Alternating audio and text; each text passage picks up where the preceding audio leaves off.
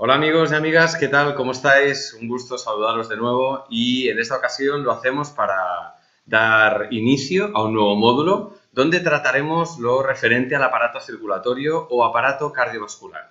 Podemos utilizar indistintamente cualquiera de los dos términos, si bien es cierto que el primero pues, hace más relación a la función del aparato, el aparato circulatorio, la circulación, mientras que el segundo nombre, aparato cardiovascular, hace referencia a la composición anatómica, a los elementos o componentes que conforman el aparato cardiovascular. La estructura que seguiremos para abordar el aparato circulatorio será la misma que hemos seguido haciendo durante las últimas presentaciones. Inicialmente veremos cuáles son los órganos que componen el aparato circulatorio y veremos cuál es la función de cada uno de ellos. Después también entraremos a ver cuáles son los diferentes componentes que integran la sangre y qué funciones tienen cada uno de ellos. Y esto de alguna forma nos tendría que servir para que en el próximo vídeo, cuando abordemos la parte fisiológica, nos permita comprender de mejor manera cuál es la función de la circulación en su conjunto. Por último, en el tercer vídeo pasaremos a abordar lo referente a las enfermedades más comunes del aparato circulatorio. Bien, en cuanto a la circulación, nos referimos al aparato circulatorio o cardiovascular como el encargado de transportar la sangre por todo el organismo. De hecho, si recordamos este diagrama, cuando lo vimos durante el módulo respiratorio, recordaremos que ya avanzamos la idea de que la sangre ejercía como una especie de cinta transportadora donde transportaba hacia las células oxígeno y nutrientes y desde las células se llevaba el CO2, el dióxido de carbono y los residuos. En un primer acercamiento superficial podríamos ver los diferentes componentes, los diferentes actores que forman el aparato circulatorio, que básicamente son estos tres que vemos a continuación. Por un lado tenemos el corazón, que ejerce de bomba impulsora. Será el encargado de generar el dinamismo. Por otro lado tenemos los vasos sanguíneos. Los vasos sanguíneos en este caso son un conjunto de conductos, de tubos, de tuberías, compuesto por arterias, venas y capilares, que nos permitirán transportar la sangre hasta el conjunto de los tejidos del organismo. Y por último tenemos la sangre. La sangre es el líquido que circula por el interior de los vasos, el que impulsa el corazón. Y estos serían los tres actores principales que conforman el aparato circulatorio anatómicamente. Para poderlos entender mejor, para poderlos comprender mejor, lo que haremos es abordarlos de uno en uno. En cuanto al corazón, sabemos que el corazón, como decíamos, ejerce como una especie de bomba impulsora y para eso tiene que estar compuesto de musculatura que le permite relajarse y contraerse sistemáticamente, de forma alternada, para impulsar la sangre por todo el organismo. Vemos que se sitúa en el centro del tórax, que está en el interior de la caja torácica, que ejerce como una especie de jaula protectora y que se encuentra más o menos en la mitad inferior del esternón, justo en medio entre los dos pulmones. En la punta inferior vemos que se ladea, que queda lateralizado hacia la izquierda y eso hará que secuestre, por así decirlo, una parte del espacio que le pertocaría al pulmón izquierdo y por eso el pulmón derecho es un pelín más grande que el pulmón izquierdo, porque el corazón, estando centrado, se ladea hacia la izquierda en su punta inferior. En cuanto a la parte superior, vemos que hay un conjunto de embocaduras, de desembocaduras de grandes vasos, grandes venas, grandes arterias, que se sitúan justo en la parte superior del corazón y de las que hablaremos más adelante. Para poder comprender de alguna manera la especificidad del corazón y esta característica tan especial que tiene para contraerse y relajarse, debemos abordar lo referente a la pared cardíaca. Debemos entender cuáles son las características que le hacen tan especial y que se ubican en su pared cardíaca. Esta pared, esta musculatura, está formada por tres tipos de tejidos distintos. En la parte más profunda, en el interior, vemos que hay una capa fina que llamamos endocardio y que se ocupa de recubrir el interior de las cavidades y de las válvulas con la función específica de hacer que la sangre, pues en este sentido, circule correctamente y no se coagule. En cuanto a la capa media, por contra, es una capa bien gruesa, es la más gruesa, es la capa dominante y es el músculo cardíaco por excelencia.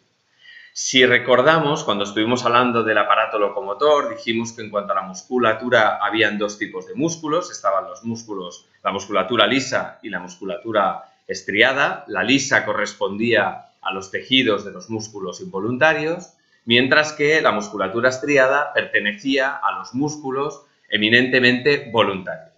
Bien, pues el miocardio tiene una composición mixta entre los dos, la cual cosa permite que en una estructura de red tridimensional la corriente eléctrica, que es la encargada de ejecutar la contracción y la relajación del corazón, se transmita de forma rápida y veloz, se transmita con facilidad. El impulso nervioso se transmite rápidamente a través de todas estas fibras musculares gracias a esta estructura y esta composición mixta de musculatura lisa y estriada. Vemos al mismo tiempo que es un músculo potente y que para ello requiere de una gran irrigación, y eso es lo que representan todos esos puntitos azules que vemos en la imagen inferior de la izquierda, que de alguna manera quieren representar la gran irrigación que le pertoca al músculo miocárdico. Y por último, en la capa más externa del corazón tenemos un tejido muy especial que es el pericardio. El pericardio en realidad es como un saco que rodea el corazón y en medio tendría un líquido que ejercería también como una bolsa protectora del corazón. De esta manera, la disposición que tiene recuerda de alguna forma a las pleuras en los pulmones y tiene un poco esa función, la de proteger el corazón de posibles impactos o tracciones que pudieran haber. Esto en cuanto a la estructura de la pared cardíaca. Si nos adentramos en la estructura anatómica del corazón, distinguiremos fundamentalmente dos elementos básicos. Por un lado tenemos las diferentes cavidades que tenemos dentro del corazón y por el otro tenemos las válvulas que dan acceso de una cavidad a otra. En cuanto a las cavidades, distinguimos cuatro: 2 aurículas y 2 ventrículos. En este sentido, el corazón funciona como dos parejas, la pareja derecha y la pareja izquierda. Aurícula y ventrículo derecho actúan como una pareja, mientras que la aurícula y el ventrículo izquierdo actúan como otra pareja. La pareja derecha, la aurícula y el ventrículo derecho, son los encargados de gestionar la circulación pulmonar. Son los que van a ir a llevar la sangre hasta los pulmones para que ésta sea oxigenada. Mientras que del corazón izquierdo, del ventrículo izquierdo y de la aurícula izquierda, saldrá la sangre que irá a la circulación general del organismo. Por eso decimos que el corazón derecho se ocupa de la circulación pulmonar, mientras que el corazón izquierdo, o el hemisferio izquierdo del corazón, es el encargado de la circulación general del cuerpo. En cuanto a las válvulas, tenemos 4 también. Entre las aurículas y los ventrículos se disponen 2 válvulas. Entre aurícula derecha y ventrículo derecho tenemos la válvula tricúspide. Entre la aurícula izquierda y el ventrículo izquierdo tenemos la válvula bicúspide o válvula mitral. Podemos denominarla de cualquiera de las dos formas. Y después tenemos 2 válvulas más que son los que regulan el paso de la sangre desde los ventrículos hacia los pulmones, en el caso del ventrículo derecho, y a la circulación general del cuerpo, en el caso del ventrículo izquierdo. La válvula que da paso desde el ventrículo derecho hacia los pulmones es la válvula pulmonar. Y la válvula que da paso desde el ventrículo izquierdo a la circulación general del cuerpo es la válvula aórtica. Estas son las 4 cavidades que encontramos en el corazón y las 4 válvulas que regulan el paso de la sangre dentro del corazón. Si nos fijamos ahora en la periferia del corazón, ya no en la estructura interna, sino en la periferia del corazón, recordaremos que en la parte superior comentamos que se ubicaban las grandes embocaduras de las grandes arterias y venas del cuerpo, que son las que llegan y salen directamente del corazón con todo el caudal de sangre que recorre nuestro cuerpo. En este sentido, tenemos que destacar estas 4 estructuras, estos 4 vasos sanguíneos. Por un lado, y siguiendo el curso sanguíneo natural, de entrada a salida, vemos que primero se ubican las venas cavas. Hablamos de las venas cavas porque son 2. La vena cava superior, que es la que transportará, la que traerá la sangre procedente del organismo desde la parte superior, mientras que la vena cava inferior es la encargada de traer la sangre a la aurícula derecha desde la parte inferior del corazón del cuerpo. Desde el ventrículo derecho saldrá, por tanto, a través de la válvula pulmonar, la arteria pulmonar. La arteria pulmonar es la que lleva la sangre en dirección hacia los pulmones para que estos lo oxigenen y nada más salir, nada más pasar la válvula pulmonar, vemos que se ramifica, que se divide en T, en Y, para llevar la sangre al pulmón derecho y al pulmón izquierdo. De regreso de los pulmones, la sangre ya está oxigenada, lo hace en dirección hacia la aurícula izquierda y lo va a hacer a través de las venas pulmonares. A través de estas, pues, llegará la sangre oxigenada a la aurícula izquierda en parejas procedentes de ambos pulmones, pulmón derecho y pulmón izquierdo. Y por último, desde el ventrículo izquierdo y a través de la válvula aórtica, la sangre será irrigada a todo el organismo a través de la arteria aórtica, que lo que vemos es que sale en sentido ascendente, justo por detrás del corazón dibuja una U invertida para llevar toda la sangre al tronco inferior del cuerpo, mientras que en la parte superior se ubica una ramificación de 3 para poder irrigar la parte superior del cuerpo por encima del corazón hacia arriba. A medida que nos vayamos alejando de estos grandes vasos, tenemos las cavidades, las válvulas, en la parte superior encontramos estos grandes vasos, pero después hay una disposición de tubos, de conductos, de diferentes diámetros que están localizados alrededor de todo el organismo y que permiten que la sangre se desplace desde el corazón hacia todos los tejidos, que se distribuyan por todo el cuerpo y que finalmente vuelvan de regreso al corazón con los productos de desecho para volver a empezar ese ciclo. En este sentido, y desde la arteria aórtica, encontraríamos arterias. A medida que éstas se vayan ramificando, tendremos arteriolas. Finalmente, en las partes más distales, las más finas, serán los capilares, que de regreso conformarán vénulas y, por último, las venas. En última instancia, recordamos que son las venas cavas las que regresan a la aurícula derecha para iniciar el proceso de oxigenación y regresar la sangre oxigenada a través de la arteria aórtica. Para poder entender un poco las características de cada uno de estos vasos sanguíneos, lo que haremos es entrar un poquito más en detalle con cada uno de ellos para entender cuáles son las capacidades que tiene independientemente cada una de estas estructuras. Bien, por un lado tenemos las arterias. En este sentido tenemos de diferentes diámetros, de diferentes caudales, pero las más gruesas sabemos que son las que están más próximas al corazón. Por tanto, son la pulmonar, la arteria pulmonar, que sale de la aurícula derecha para llevar la sangre hacia los pulmones a ser oxigenada, y la arteria aórtica, que es justo la que sale desde el ventrículo izquierdo. Por tanto, las arterias procedentes directamente de los ventrículos, ventrículo derecho e izquierdo, pulmonar y aórtica, respectivamente, serán las arterias más gruesas, más grandes de todo el sistema. Y a medida que se vayan ramificando, estas arterias se irán estrechando. La disposición de las capas de las arterias se dispone en 3 capas, en 3 superficies bien diferenciadas. En la capa más profunda tenemos el endotelio, que recuerda de alguna forma al endocardio que teníamos en el corazón. Es una capa fina que recubre la parte interior y que evita la coagulación de la sangre y facilita que ésta fluya con agilidad.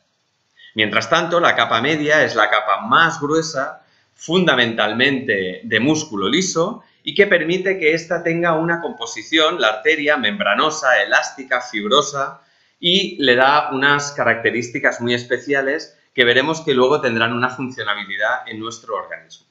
Por último, se recubre de un tejido conectivo, que también está compuesto de fibras elásticas y de colágeno, que le dan unas características muy especiales a estos vasos sanguíneos. A medida que estos se vayan alejando, como decíamos, se van a ir ramificando, ese calibre, ese caudal se va a ir estrechando, va a ir disminuyendo y encontraremos en el cuerpo arteriolas, que son arterias de tamaño medio. Lo más importante en este sentido es recordar que las arteriolas tienen la misma disposición anatómica en sus capas que las arterias, por tanto, endotelio, músculo liso y tejido conectivo, y que al disponerse de esta forma permiten que haya un sistema de relajación y de contracción, que es lo que permite aumentar y disminuir la presión sobre la sangre que circula dentro de las arterias. Esto le permite al organismo, de alguna forma, actuar como una especie de llaves de paso para regular la irrigación que requiere cada sistema en función de las necesidades. Por ejemplo, Si lo que estamos haciendo es ejercicio, si estamos haciendo deporte, lógicamente nuestro sistema muscular va a tener unas necesidades nutritivas y de oxígeno mucho mayores que si estamos estirados en el sofá, por ejemplo. Bien, pues en ese caso el organismo es capaz de aumentar la presión en determinados sentidos para no irrigarlos tanto, mientras que dilata el paso de las arterias a través de los músculos para que estos reciban los nutrientes y el oxígeno necesario. Si por contra acabamos de comer, seguramente el sistema optará por priorizar las necesidades del aparato digestivo. Va a contraer las arterias que vayan enfocadas a alimentar otros aparatos y, sin embargo, irrigará con prioridad el aparato digestivo, ¿sí? Por tanto, es necesario para que se produzca una distribución correcta de la sangre según las necesidades que tiene el cuerpo, contrayéndose y relajándose, contrayéndose y relajándose de forma adecuada. A medida que estas arteriolas se vayan alejando del corazón y se vayan ramificando, veremos que cada vez las capas de los vasos cada vez va a ser más fina, más fina, más fina, hasta que finalmente están prácticamente recubiertas únicamente de endotelio. Esto es lo que conocemos como capilares, que están formados por esta única capa que permite un intercambio de sustancias entre la sangre y las sustancias que se encuentran alrededor de la zona con muchísima facilidad, con muchísima agilidad. Para que nos hagamos una idea, el calibre de estos capilares puede llegar a ser 10 veces inferior al calibre que tenga, por ejemplo, un pelo. A través de estos endotelios se dice que puede pasar tan solo un hematíe. Y como la capa es tan finita, permite que el trasvase de sustancias sea ágil, sea rápido. En cuanto a estos capilares empiezan su camino de regreso, se forman las vénulas, que es, como decíamos, el sistema a través del cual inicia el retorno a la sangre hacia el corazón después de haber pasado por los capilares y haber irrigado los tejidos correspondientes. A medida que las vénulas se van agrupando, formarán venas que cada vez van a ser de un caudal, van a ser de un grosor mayor, hasta llegar a las venas cavas, que son las que se ubican, como comentábamos, en la aurícula derecha. En este sentido, la diferencia fundamental que encontramos entre las arterias y las venas es que las arterias, como tienen esta capa media dominante de músculo liso, les permite tener esta capacidad elástica de contracción y dilatación que facilita, por tanto, que la sangre vaya fluyendo. Además, justo antes de las arterias encontramos la bomba impulsora, que es el corazón, y por tanto la sangre fluye con bastante facilidad. En cambio, las venas, que tienen también una capa media de músculo liso, pero inferior grosor al que tienen las arterias y no tiene esta capacidad elástica, para evitar que la sangre vaya de regreso, para facilitar que de alguna manera la sangre continúe su camino en dirección hacia el corazón, dispone en el endotelio un sistema de válvulas, de lengüetas, que lo que va a impedir es el retorno de la sangre en el sentido contrario. Porque las venas no tienen esta capacidad elástica de dilatarse, contraerse y, por tanto, bombear la sangre siempre en la misma dirección. Por eso, para evitar y facilitar el avance de la sangre a través de estos vasos, de las venas, se sitúa en los endotelios un sistema de válvulas que regula el paso en dirección hacia el corazón. Así pues, las venas son las que se encargan de llevar toda la sangre desoxigenada que transportan el dióxido de carbono y todos los desechos que han ido recogiendo de la respiración metabólica, del gasto metabólico, procedentes de los tejidos, de las células, en dirección a los diferentes órganos encargados de su eliminación, en dirección a los órganos excretores, entre los cuales se encuentran, por ejemplo, los pulmones, para poder expulsar el dióxido de carbono a través de la exhalación. Para seguir avanzando, una vez hemos visto ya cuál es la bomba impulsora, entendido cuáles son sus cavidades y cuáles son sus mecanismos de función, que es el corazón, después de haber entendido cuál es el distinto conjunto de conductos, tuberías que se sitúan alrededor del cuerpo para poder transportar los nutrientes, debemos entender cuál es el tercer elemento en discordia para el cual se disponen estos dos primeros, que es la sangre. La sangre es el líquido rojo que corre, por tanto, por dentro de los vasos sanguíneos, que es impulsado por el corazón y que tiene la función de llegar a todos los órganos, a todos los tejidos del cuerpo, transportando oxígenos y alimentos en un sentido y los productos de desecho en sentido contrario. La sangre, que se considera un tejido conectivo, es un líquido de una compleja composición, donde encontramos, por un lado, una parte líquida y, por otro, una parte sólida. La parte sólida sería lo que nos referimos como elementos formes, que son las células sanguíneas propiamente dichas. Entre estas tenemos las plaquetas, los glóbulos rojos y los glóbulos blancos. De estos tres hablaremos con mayor detalle un poquito más adelante. Y después tenemos la parte líquida. La parte líquida es a lo que nos referimos cuando hablamos del plasma sanguíneo. Es un líquido transparente de una tonalidad amarillenta y que fundamentalmente sirve como medio para transportar las células sanguíneas que hemos visto anteriormente. Antes de entrar en detalle en cada una de ellas, me gustaría ver este diagrama para entender un poquito las proporcionalidades que se ubican en una muestra de sangre. Vemos que en su proporcionalidad la sangre aproximadamente representa un 8% del conjunto de líquidos que tenemos en el cuerpo, del peso corporal, aproximadamente. Si de una muestra de sangre fuésemos capaces de hacer una centrifugación para dividir por un lado los elementos formes y por el otro los elementos líquidos, el plasma, encontraríamos que en un aproximadamente 55%, es decir, en una mayoría mínima, pero en una mayoría, tenemos la composición líquida. De esta composición líquida, en una abrumadora mayoría, el 90% es agua.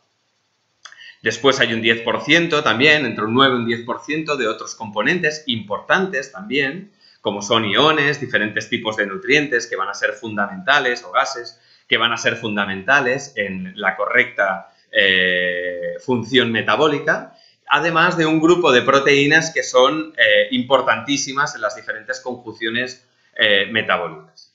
Pero de los elementos formes, del resto del 45% restante de la muestra sanguínea, vemos que la composición es entre plaquetas y leucocitos y que una inmensa mayoría corresponde a los hematíes, que son los glóbulos rojos.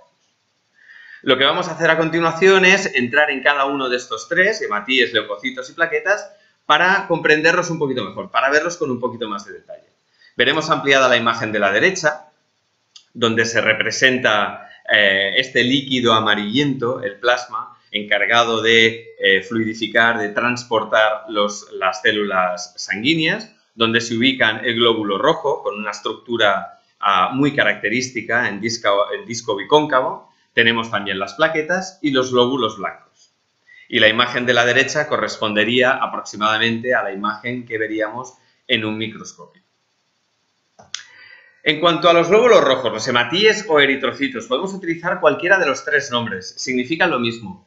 Representan el 99% de las células, de los elementos formes de la sangre, de las células sanguíneas. Por tanto, son los encargados, lógicamente, de darle esa coloración rojiza a la sangre. Por eso les denominamos glóbulos rojos.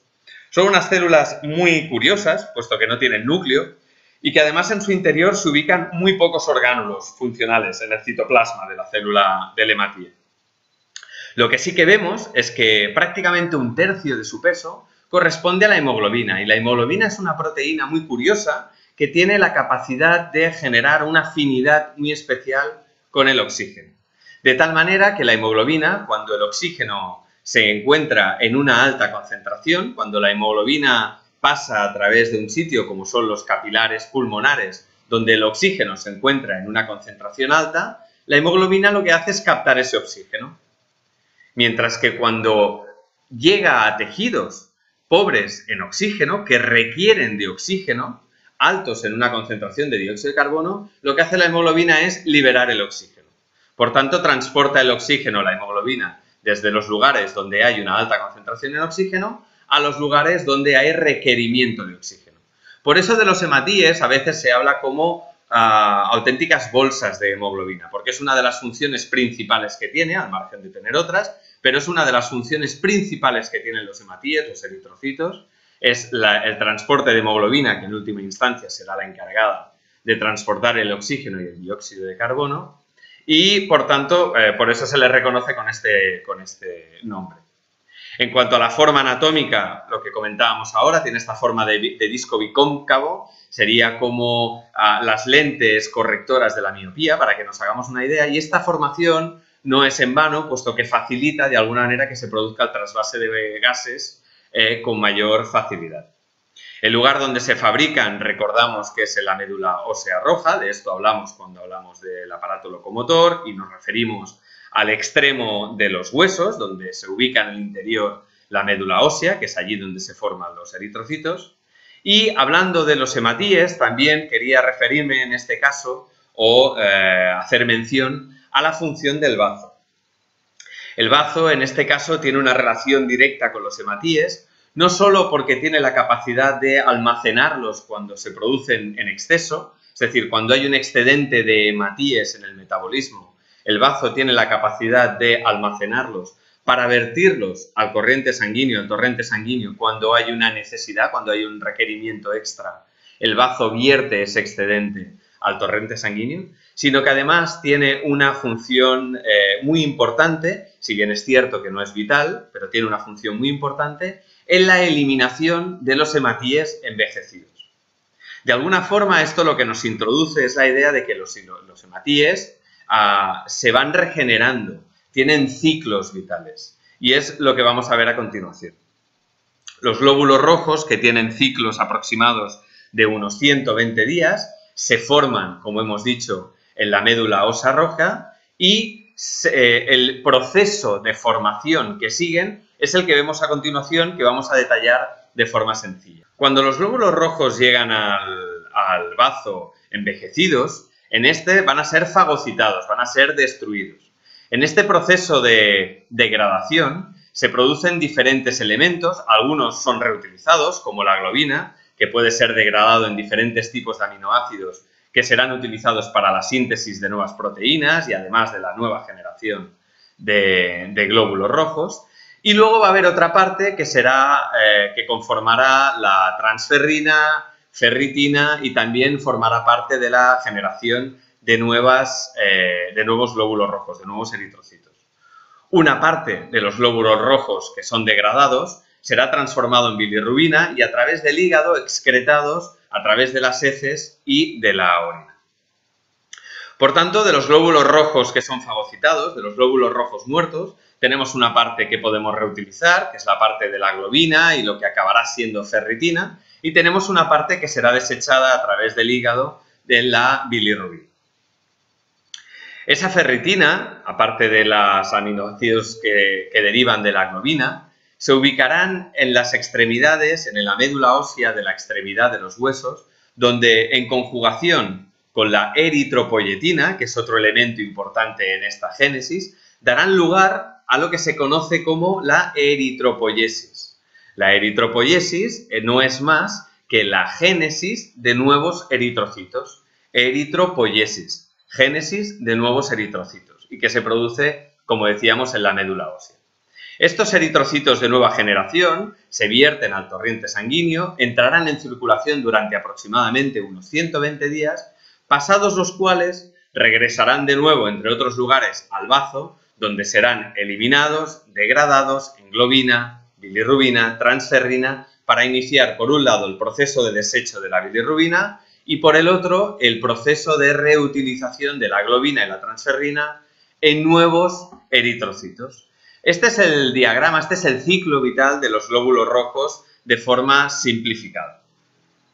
Si seguimos avanzando, recordaremos que otro de los elementos formes de los que hablamos dentro de la sangre eran los leucocitos. En cuanto a los leucocitos, también nos referimos a ellos como glóbulos blancos, tienen una forma eminentemente circular, y si bien es cierto que se desplazan y tienen la capacidad de hacerlo a través del sistema circulatorio, allá donde haya una infección, una inflamación, alergia, cualquier agente externo que vaya a invadir o que vaya de alguna manera a infectar el cuerpo para defendernos de él, los leucocitos en este sentido forman parte del sistema inmunitario, se desplazan, lo pueden hacer en el organismo y lo hacen a través del sistema circulatorio, pero los leucocitos forman parte eminentemente del sistema inmunitario. Se forman también en la médula ósea y lo hacen también en diferentes en el tejido linfático. Y hay diferentes tipos de leucocitos con diferentes funciones. En este sentido, más adelante, en módulos posteriores, cuando hablemos del sistema inmunitario en concreto, los veremos con mayor detalle, cada uno de ellos, pero ahora quiero introducir esta idea. Los leucocitos sí forman parte de los elementos formes que circulan dentro de la sangre, pero pertenecen al sistema inmunitario. Los leucocitos no son uniformes, no solo hay un tipo de leucocitos, sino que tenemos diferentes tipos de leucocitos con diferentes funciones encargadas de defendernos, de protegernos de los agentes externos, de infecciones, de inflamaciones o de hiperreactividades que se puedan dar en el cuerpo a fruto de alérgenos, por ejemplo. Y por último, hablaremos, en cuanto a los elementos formes, hablaremos de las plaquetas. Las plaquetas son fragmentos de células, son los elementos formes más pequeños que circulan dentro de la sangre, son pequeños trozos de material celular y que colaboran en la coagulación de la sangre. Se forman también en la médula ósea y se desplazan por la sangre, como decíamos, para poder evitar que se derrame sin control fuera de los vasos sanguíneos en caso de que haya una lesión o un corte. En este sentido, las plaquetas son las encargadas de prevenir las hemorragias. Por tanto, vemos que las plaquetas forman parte de un complejo proceso que conocemos como hemostasia, dentro de la cual se incluye la fase de la coagulación. Eso que vamos a ver anteriormente, eso que vamos a ver ahora mismo. La coagulación, a lo que nosotros nos referimos coloquialmente como coagulación, en realidad es una fase de un conjunto de mecanismos muchísimo más extensa que no solo la coagulación, encargada de detener las hemorragias y de evitar la pérdida de sangre. En este sentido, la hemostasia en sí se produce cuando hay una lesión en un vaso sanguíneo, se produce un derrame de la sangre fuera del vaso sanguíneo y automáticamente, como mecanismo de defensa, en ese vaso sanguíneo se produce un espasmo vascular. Ese espasmo vascular lo que facilita es que haya una disminución de la irrigación, por tanto que se pierda menos sangre, ese sería el primer mecanismo, reducir la cantidad de sangre que puede ser vertida a través de esa lesión, de esa herida. Posteriormente, las plaquetas que circulan a través de la sangre, cuando entran en contacto con el colágeno de la capa del vaso sanguíneo, lo que hacen es agruparse, ensancharse, se enganchan allá donde hay esa lesión, se adhieren al colágeno del vaso sanguíneo, se ensanchan, se agrupan e inician la formación del tapón plaquetario, que se conoce. Después de esa formación plaquetaria, ahí es cuando entran en juego una serie de componentes que se conocen como los factores de coagulación. Es un proceso complejo que nosotros denominamos coagulación de forma genérica. Por tanto, la coagulación, como decíamos anteriormente, aunque nosotros de forma coloquial nos estamos refiriendo a coagulación como al conjunto de mecanismos, nos estamos refiriendo a todo el proceso como coagulación, en realidad la coagulación en sí es una fase de un conjunto de mecanismos que se conocen como hemostasia, en realidad. Así pues, después de la formación de plaquetas, se inicia este proceso de coagulación, donde va a haber una generación de fibrinógeno y fibrina, que es lo que van a acabar de taponar correctamente la herida, y una vez esta herida ha sido taponada correctamente, con este tapón de fibrina y fibrinógeno, se produce una fase como de lima, para que no quede callo, por así decirlo, que es la fibrinolisis. La fibrinolisis es la erosión, la lesión, la degradación de la fibrina excedente para que no quede en exceso y tapone el vaso sanguíneo, por así decirlo. Por tanto, la hemostasia, como decíamos, es eso, es el conjunto completo. Hay una lesión, hay un espasmo vascular que reduce la irrigación sanguínea, hay una conjunción entre colágeno y plaquetas para que éstas inicien el tapón plaquetario.